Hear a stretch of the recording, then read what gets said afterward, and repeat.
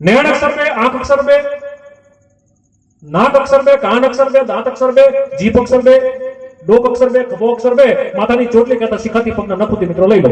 બે અક્ષરના દેહમાંથી કદાચ બે અક્ષર જીવ નીકળી જાય તો બે અક્ષર રાખ બની જાય. કદાચ એ બે અક્ષર શ્રાપ બની જાય, એને કદાચ તમે અગ્નિ સંસ્કાર કરો તો બે અક્ષર રાખ બની જાય, એને કદાચ તમે દફનાવો તો બે અક્ષર ધૂળ બની જાય. બે અક્ષરના દેહ તમારે મારે આમ વ્યવસ્થિત રીતે સાચવવો હોય તો બે અક્ષર ગુરુની પાસે જવું પડે. બે અક્ષર મને તમને જો સારા ગુરુ મળે તો બે અક્ષર કા શિવ મળી જાય અને કા બે અક્ષર રામ મળી જાય. ભલામણા લોકા વિરામ રણ રંગ ધીરમ રાજીવ નેત્ર રઘુવંશ સનાતમ કારુણ્ય રૂપમ કરુણાક્રાંતમ શ્રી રામચંદ્રમ શરણમ પ્રપદ્યે. આ બે અક્ષરની દુનિયામાંથી સપનાબેન આપણી વચ્ચેથી ગયા છે. અમે આમ સ્થળ લખ્યું તો મોરબી લખ્યું પણ અહીંયા પછી બહુ મજા છે. ગામડું અદભુત ગામડું લાગે. મારી તમારી પરંપરા ગામડાની છે સાહેબ. હું લગભગ કોરોના પહેલા આફ્રિકા ગયો ને તો મેં અહીંયા ગામડાની બધી વાતો કરી. આપણે સૌરાષ્ટ્રના, ગુજરાતના, આપણે સુરેન્દ્રનગર, ઝાલાવાડના, એમાં હું પાછો મૂળીનો છું. અમારી આજુબાજુના ગામડા બધા અદભુત. મારું તમારું ગામડું કેવું કે જ્યાં ચબૂતરા ચોરા હોય, ઘરના દૂધના ઢોરા હોય, કરકેતર ને પાદર હોય, પ્રેમ ભાવને આદર હોય, હવા ઉજાસ મજાના હોય, ઈ દૂધના ખજાના હોય, ગાય ગોવાળને ગાડા હોય, ધનકૂટને પાડા હોય, રસ્તા કાચા પાકા હોય, શેરીએ નાકા હોય, થોડી ગુભારને મોચી હોય, કઈ ઉતારને કાચી હોય, કુવા તળાવને આરા હોય, પ્રસાદ પ્રતાના ગાળા હોય, ગામમાં એક ગોળ હોય, પાછો હારા કામમાં મોર હોય, એક ડૂબની તરતી નારી હોય, એની આખું દહેજ ગટારી હોય, ઇલાજ શરમની મારી હોય, પાદર નીપણી હારી હોય, આંગણું ગાંઠી લીપેલ હોય, દિવેલ યાદી દીપેલ હોય, આંગણ તુલસી ક્યારો હોય, ત્યાં સંતોનો ઉતારો હોય. એ શેર કરતા સારું એવું પ્યારું મચ્છુનગર અમારું હોય. ભલામણ મચ્છુનગરના આંગણે બેઠા છે આપણે.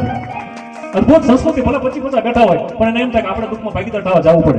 આપણા ગામડાની એક પરંપરા હતી. હું નાનો હતો, ગામડામાં રહેતો, મને ખબર છે કે ભૂલથી મેં રેડિયો ચાલુ કર્યું તો મારા બા ના પાડે કે ભાઈ આમાં ફલાણા ભાઈ ગુજરી ગયા છે, આપણે 12 સુધી રેડિયો ન કાઢે. આપણી પરંપરા હતી.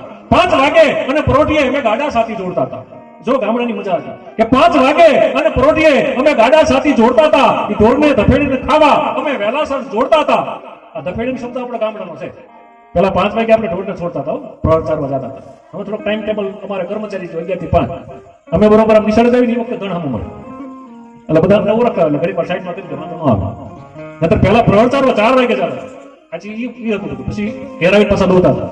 5 વાગ્યા ને રોટલી અમે ગાડા સાથે જોડતા હતા. એ ઢોરને ધફેડીને ખાવા અમે વહેલાસર જોડતા હતા અને ઘંટીને કમર વલોણા તેની પ્રભાતિયા ગાતા. 15-15, 20 જણાનો પરિવાર હોય. એ માજી છે એને ખબર છે. દેરાણી જેઠાણી બધા ભેગા રહેતા હતા. દેશી ઘંટી આવતી હતી, તમે જોઈ છે બધા. એ ઘંટીએ દેરાણી જેઠાણી 4 વાગે જાગે અને ઓલે નાકડાની નાની ખાટલી માછી આપણે જેને કહી એમાં હામી બેવે અને પાલી પવાલા લઈને દડતા જાય. આમ દડતા જાય દેરાણી જેઠાણી બે અને ગાતા જાય પાછા પ્રભાતિયા. ઈ જે લોટ બનતો ને, એના જે રોટલા બનતા ને એમાં ભક્તિ આવતી હતી, એમાં સ્નેહ આવતો હતો, એમાં કોઈ નોખા થવાની વાત નહોતી આવતી. હતા તો લગ્ન કરીને આવ્યા 2 મહિના થયા કે હાલો આપણે હવે તમારા બાપાને બા ભેગો આપણે હવે નહીં બને લે.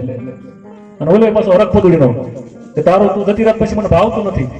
અત્યાર સુધી તારા મા બાપે તને ખવડાવી મોટો કર્યો, મને 15 દિવસમાં મહિનામાં દેશી ઘંટીએ ગળતા હતા. એમાં પ્રભાતિયા ગવાતા એટલે રોટલો મીઠો થતો હતો. અને પહેલો રોટલો છે ને એ કૂતરાને આપતા હતા અને ગાયને ખવડાવતા. આપણી પરંપરા. એ ઘંટીને ઘમર વલોણા તેથી પ્રભાતિયા ગાતા હતા. અમીર તેથી ગરીબોને ખવડાવીને ખાતા હતા. અને વાવ કુવાને વીરડા તેથી મીઠા પાણી દેતા. ગમે તમે વીરડો ગાળો તો મીઠું પાણી આવે. આ છોકરા આજના છોકરા તો વાવ કોને કહો એ ખબર નહીં. વાવ કુવાને વીરડા તેથી મીઠા પાણી દેતા હતા. વરણ 18 વગર વ્યારથી કેવા રાજ. 18 વરણમાં હા હતો. હવે નાયકમાં એવા વાળા થઈ ગયા છે સાહેબ. નાયકના તો થયા પણ કુટુંબના થઈ ગયા. આ એક મજા છે ભાઈના પરિવારમાં ભાઈઓ ભાઈઓનો જે પ્રેમ છે અદભુત છે સાહેબ. રાખજો ભાઈઓ ભાઈનો તો રાખજો, પણ તમે જ્યાં રહેતા હોય ને પેલો હગો પાડો છે. બાકી તો બધા પછી કામમાં આવે. પછી કોઈ પણ નાખ્યું. પેલા એવું નહોતું. આ ધીમે ધીમે રાજકારણ આપણે એવું થયું. આ જ્ઞાતિ વોટ્સએપ ગ્રુપ પાછા બન્યા હોય એના. હા પણ ખરેખર તમે જો બધા ભેગા થઈને રોડ તો એક મજા આવે. 18 વર્ષ ગામડાની એક મજા હતી સાહેબ. કોઈ પણ વ્યક્તિ મરી જાય તો 12 દિવસ સુધી રેડિયો ન વાગે. અરે કોઈ વ્યક્તિ બીમાર પડે તો આખું ગામ એની ખબર કાઢવા જાય. અને કોઈ છેલ્લી અવસ્થા હોય એમ તમે 2-5 ખેંચશે ત્યાં ઘરના તો કુટુંબને જાગવું તો પડે. એટલે